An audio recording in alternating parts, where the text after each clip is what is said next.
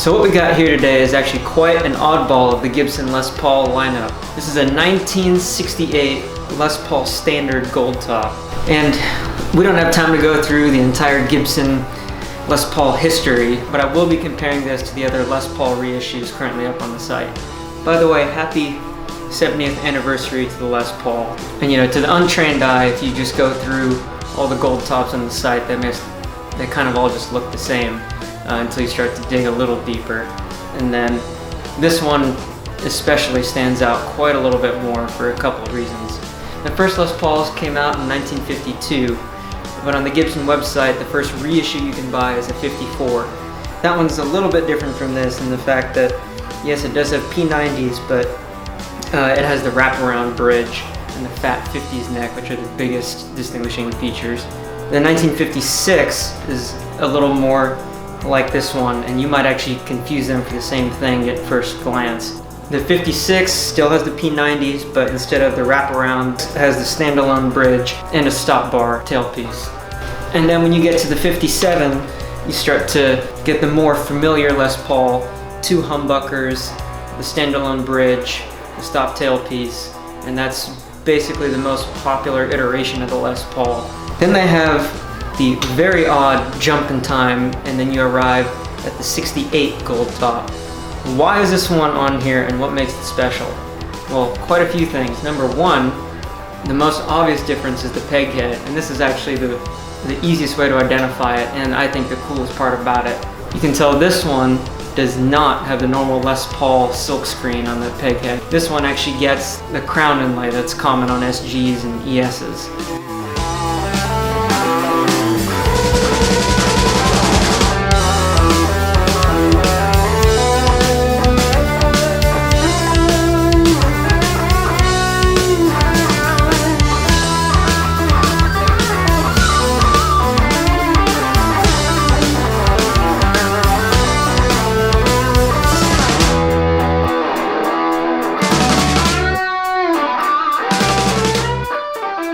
And it's really interesting that they chose to do that for this one, because in 1968 this was actually a mistake.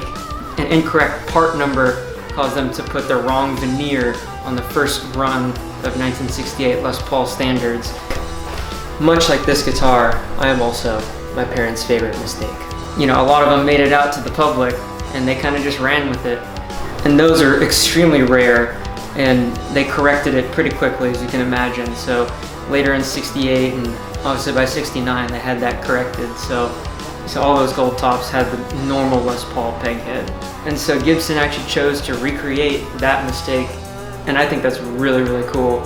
So yeah, and then you just have the Les Paul on the truss rod cover instead. And this is also the only Goldtop that actually comes in the specs that I want, which is the P90s, I'll get to these later, but the standalone bridge and then the stop bar, and also a slimmer 60 style neck. So all the 50, the 54, 56, 57 Goldtops all still have the chunky C-shaped profile, which I never found to be comfortable personally, but most people don't seem to have a problem with it. I've always just been a fan of the 60s style necks. And from there, let's just work our way down through all the different things that set this apart. And let's move to the fingerboard. This Les Paul actually has these pearl inlays instead of the normal celluloid. It might not look like that much at first, but they're this really nice pristine white, and they just really pop and make the fingerboard look extra classy. Here, if you hold up to any other Gibson with these trapezoid style inlays that actually have just the normal celluloid, you can tell there's a night and day difference between the two, and this one just really pops. And comparing this to my 1960 reissue, the neck is very slightly bigger. It's almost not noticeable, but you can tell it's a little more substantial.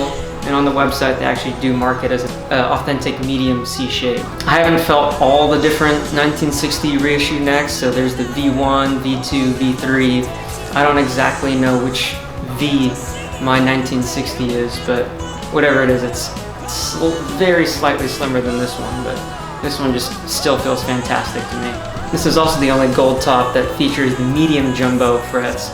All the other ones use the historic narrow tall style frets, which again, I'm much more of a fan of medium jumbo.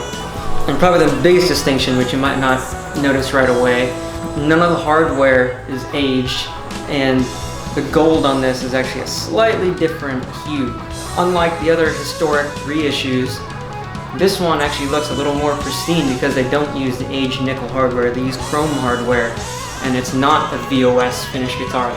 These come in gloss, and you can tell by how amazing this shine is.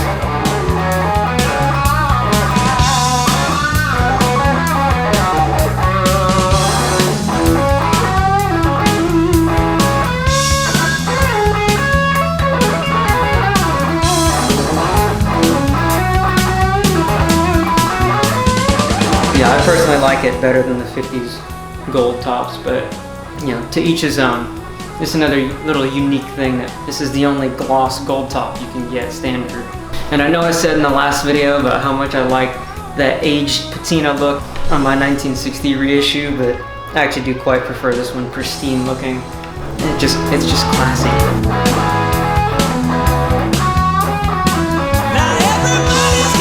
We'll come back to the pickups later.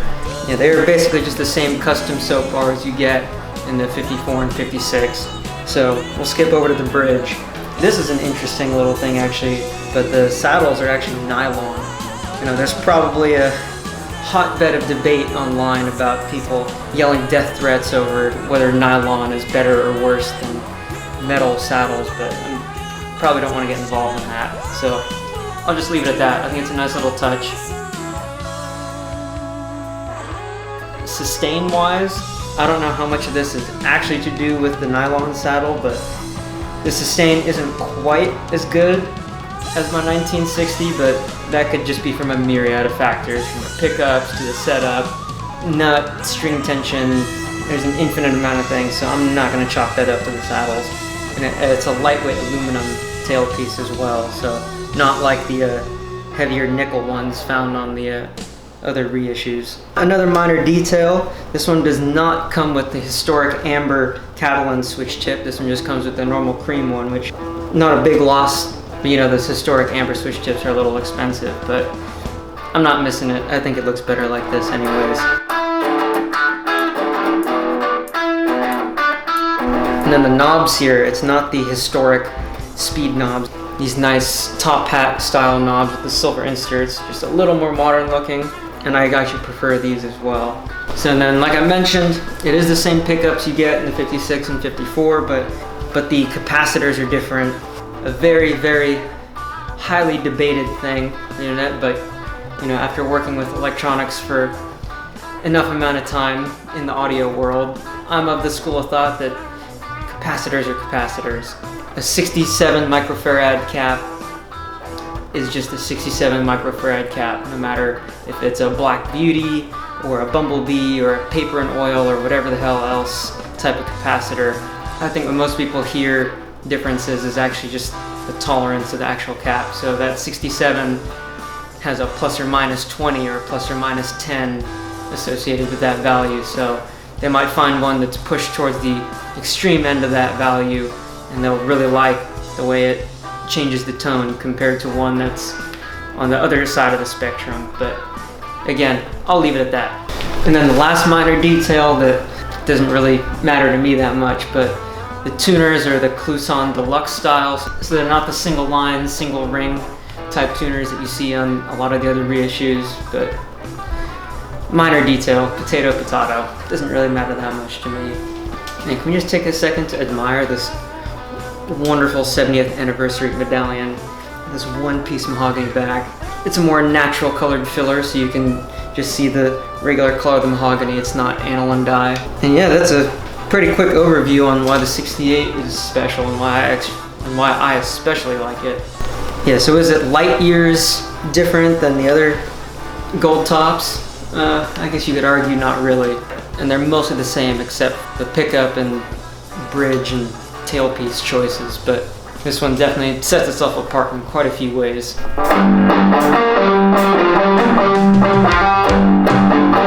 So this is the first guitar I've actually owned with P90s. Now I'm questioning how I went my entire life without owning a pair of these.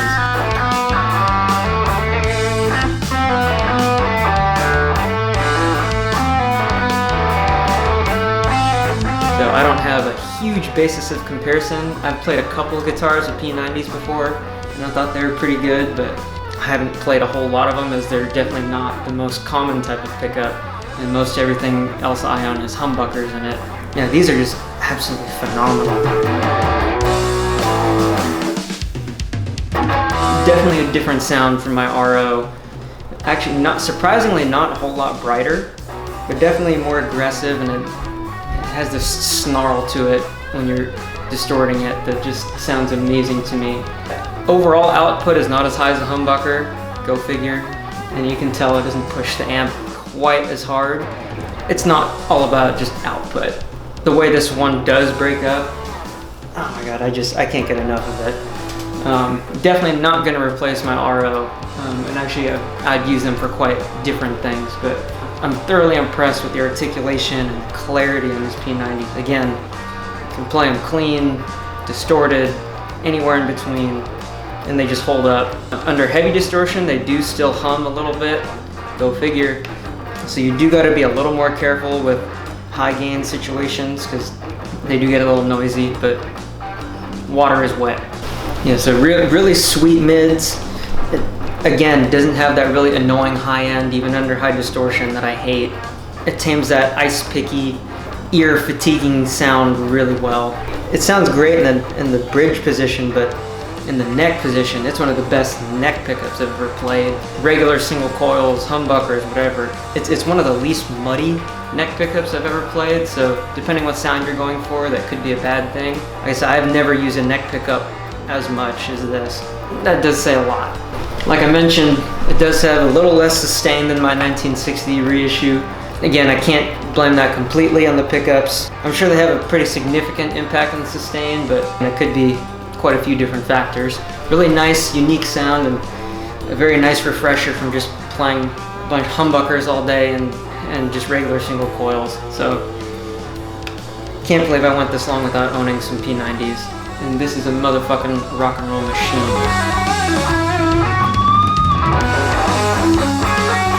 Yeah, and then in terms of construction and build quality, yeah, it's second to none. You really get what you pay for. You know, this feels just as well put together with just as much attention to detail as my RO. You know, everything from the binding on the body to the binding on the fingerboard. You know, everything just feels so well taken care of. You know, I even catch myself kind of staring at the side dots here a little bit.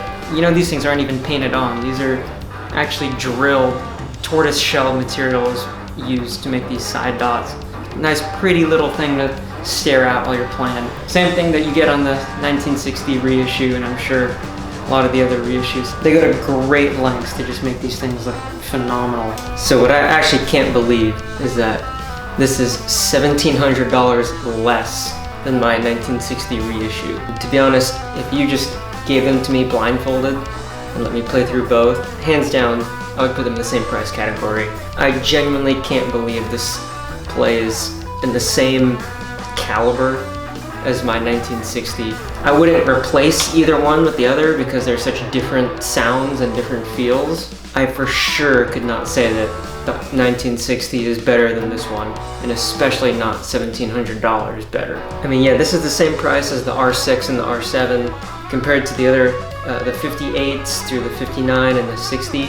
Yeah, I can definitely see like this is a little bit better bang for buck. I guess with those you are definitely can tell you're paying for the maple top, which is probably the most expensive upgrade on it. There's really not much to differentiate quality and build wise these gold tops from the R8s, the R9s, the ROs. Playability and sound wise, again, I'd put them in the same price range.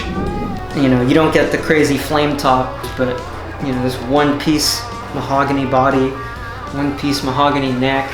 This is just incredible. Yeah, this is to die for.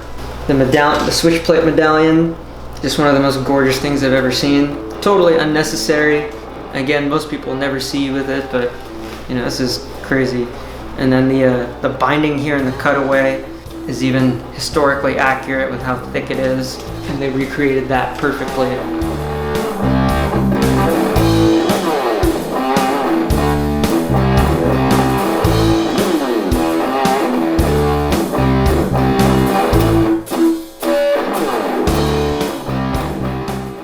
But yeah, overall, this is just a fantastic instrument, both in sound, looks, and it's just downright fun to play.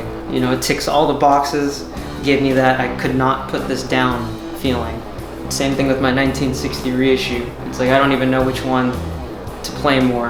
And the only thing that helps me decipher between the two is that I keep them in different tunings. And the fact that they went through all this trouble to recreate such a weird oddball of Gibson history and do it so well is incredible. Not only is this gold amazing, but also it's just the look of this Les Paul is a really, really nice refresher from 90% of the other Les Pauls that you see out there. You know, just two humbucker burst Les Pauls. This is a really, really welcome breath of fresh air. Not a Les Paul that you see very often. For all you black sheep out there, this one might be for you.